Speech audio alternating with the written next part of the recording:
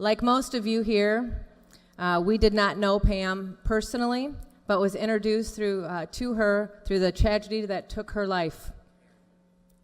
On the afternoon of September 29th, Pam Knight, a wife, a mother, and a friend to many, devoted her life to serve others through her work at the Department of Children and Family Services and Lutheran Social Services, was brutally beaten when attempting to take a 2-year-old boy into protective custody from an unsafe environment in Milledgeville.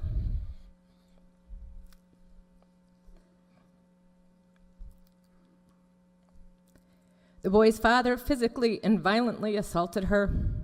Officials stated that Pam Knight was kicked in the head and the beating fractured her skull, causing permanent brain damage, injuries that she would never recover from.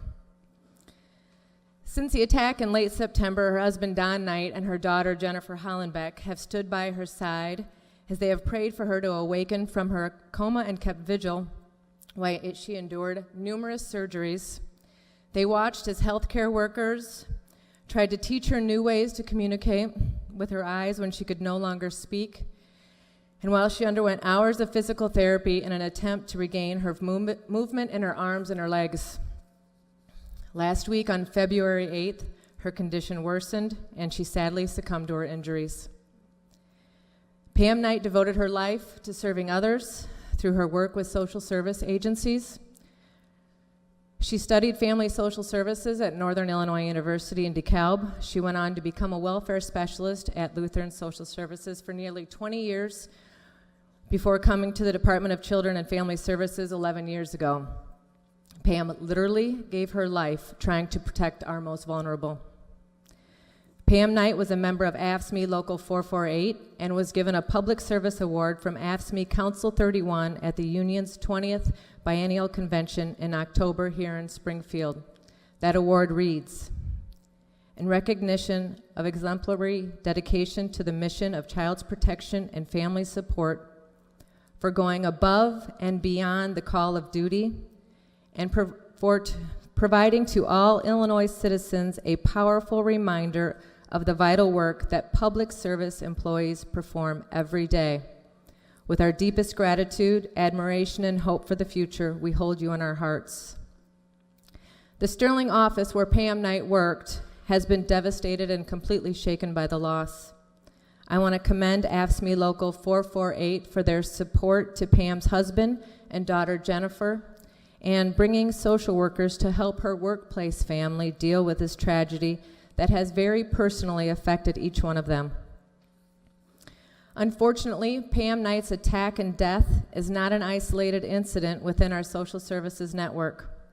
DCFS workers, adult protective service workers, and many others put their safety at risk every day to protect those who cannot protect themselves.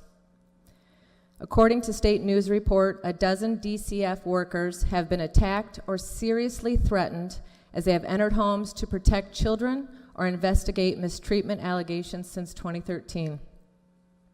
It is our responsibility as legislators to do what we can to enact laws that may help protect those that we serve. In response, we have introduced 2 bills, HB 4147 and HB 4586, to strengthen criminal penalties for people who commit these unforgivable and heinous acts.